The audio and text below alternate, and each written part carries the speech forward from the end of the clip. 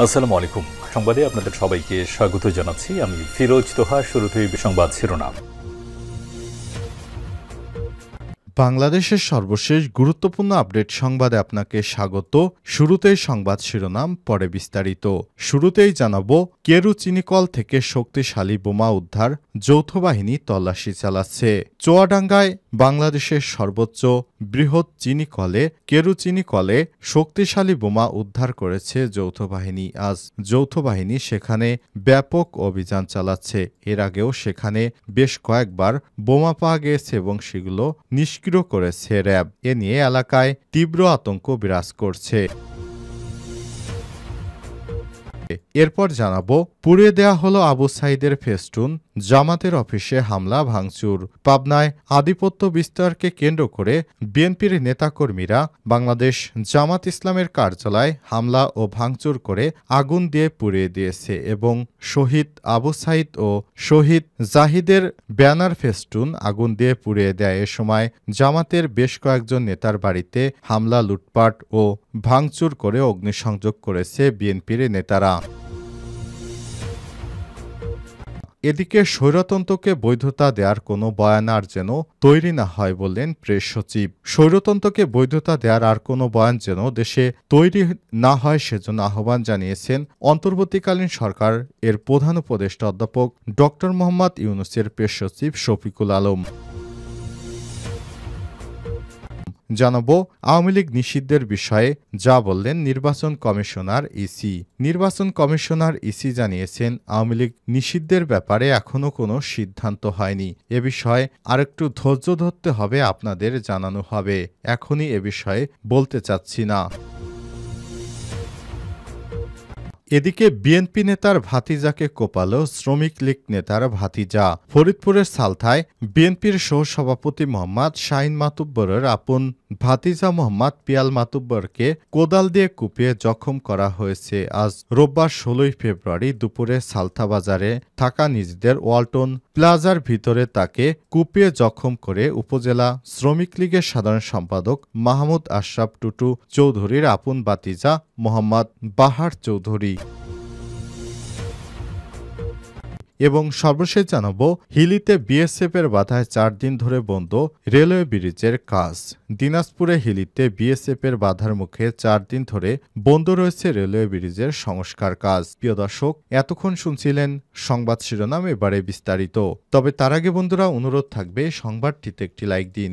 এই চ্যানেলে আপনি নতুন হয়ে থাকলে আমাদের সংবাদটি দেখতে দেখতে চ্যানেলটি সাবস্ক্রাইব করে রাখুন। কমেন্ট করে বন্ধুরা আপনার মূল্যবান মতামত জানিয়ে দিন আপনি বিশ্বের কোন দেশ থেকে বা বাংলাদেশের কোন স্থান থেকে আমাদের সংবাদটি দেখছেন এবং শুনছেন।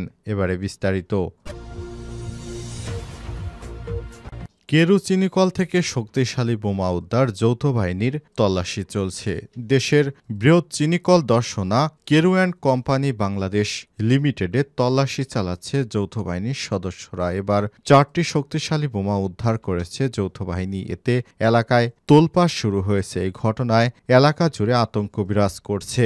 রোববার ১৬ ফেব্রুয়ারি সকাল থেকে শুরু হওয়া তল্লাশি এক পর্যায়ে দুপুরে কেরু চিনিকল এলাকায় শ্রমিক নেতা জয়নুল আবেদিন নফরের কার্যালয়ের পিছনে একটি পলি ব্যাগে মোড়ানো অবস্থায় বোমাগুলো উদ্ধার করা হয়। এর আগে ১৩ ফেব্রুয়ারি ও ১৫ ফেব্রুয়ারি Carew and company general office সংলগ্ন স্থানে একই বোমা উদ্ধার করা হয়। এরপর দুদিন রাজশাহী থেকে আসা র্যাব ৫-এর বোম ডিসপোজাল টিম ঘটনাস্থলে পৌঁছে বোমা দুটি নিষ্ক্রিয় করেছে। এছাড়াও বোমা দুটি শক্তিশালী বলেও জানান তারা। এদিন এভাবে প্রায় দিনই বোমা উদ্ধারের ঘটনায় আতঙ্ক বিরাজ করছে এলাকা জুড়ে ও কেরু চিনিকলের শ্রমিকদের মধ্যে। এই ঘটনায় জড়িতদের শীঘ্রই খুঁজে বের করার দাবি জানিয়েছে এলাকাবাসী। দর্শনা থানা পুলিশের পরিদর্শক ওসি শহীদ তিতুমির বলেছেন, পরপর দুটি বোমা উদ্ধার হয়। যৌথ বাহিনী কেরু এলাকায় তল্লাশি শুরু করেছে। রোববার আরও 4টি বোমা উদ্ধার করা হয়েছে।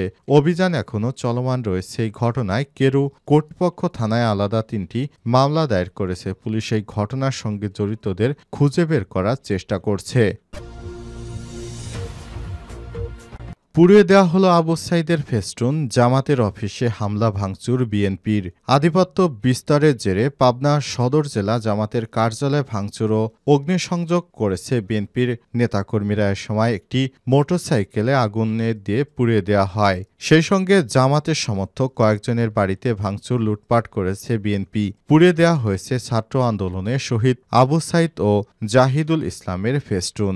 শনিবার 15 ফেব্রুয়ারি রাত 10টার দিকে নাগাদ সদর উপজেলার হেমায়েতপুর ইউনিয়নের কুমারগাড়ি এলাকায় ৩ নম্বর ওয়ার্ড জামাতের কার্যালয়ে এই হামলা করে বিএনপি। এ সময় রোববার 16 ফেব্রুয়ারি বিকেলে 7 জনকে অভিযুক্ত করে পাবনা সদর থানায় একটি লিখিত অভিযোগ দায়ের করা হয়েছে। অভিযুক্তরা হলেন মালিগাছা ইউনিয়ন বিএনপির সাবেক যুগ্ম সাধারণ সম্পাদক ইয়াকুব আলী, পাবনা সদর উপজেলা ছাত্রদলের সাবেক সাধারণ সম্পাদক মাহমুদুল হাসান, পাবনা জেলা ছাত্রদলের সাংগঠনিক সম্পাদক আবির হোসেন, বৈষম্যবিরোধী ছাত্র হত্যা মামলার আসামি উজ্জ্বল হোসেন সহ 7 জন।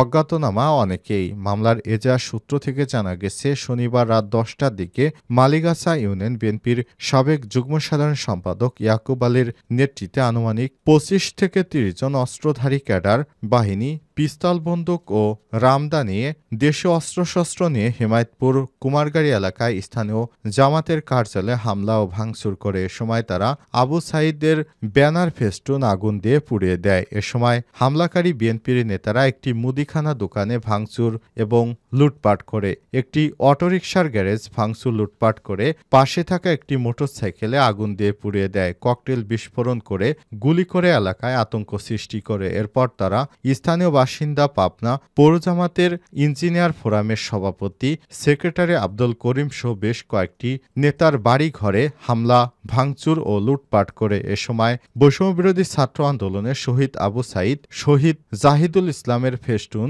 পুড়িয়ে দেয় হামলাকারীরা।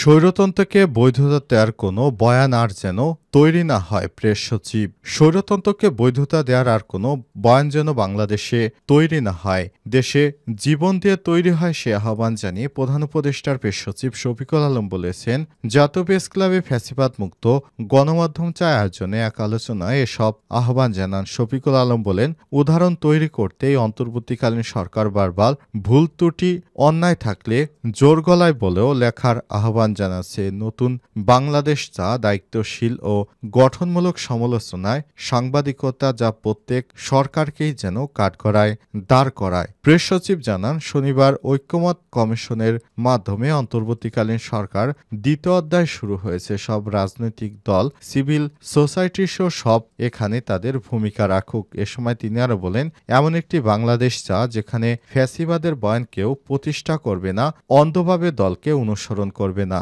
দেখে শুনে বুঝে তারপর দলকে সমর্থন করবে, এমন বাংলাদেশ আমরা গঠন করতে চাই।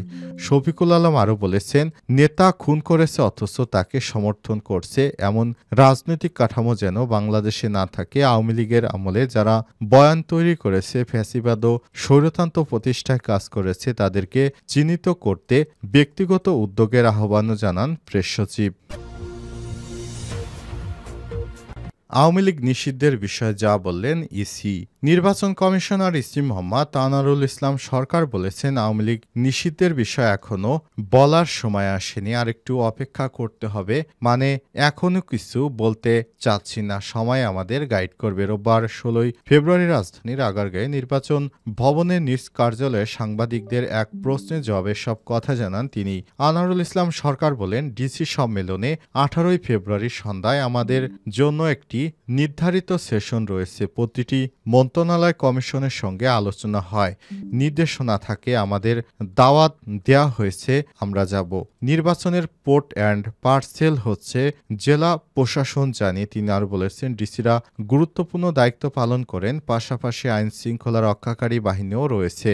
এবার যেহেতু অবাধ, সুষ্ঠু, নিরপেক্ষ নির্বাচন এর আয়োজন করতে চাচ্ছি, সুতরাং সেভাবেই আমাদের দায়িত্বভার গ্রহণ করে আমাদের সেভাবেই কাজ করতে হবে। অন্তর্বর্তীকালীন সরকার যেন সুষ্ঠু নির্বাচন দিতে পারে, এরই ধারাবাহিকতা আমরা সেভাবেই সামনে এগুচ্ছে বলেও জানান তিনি।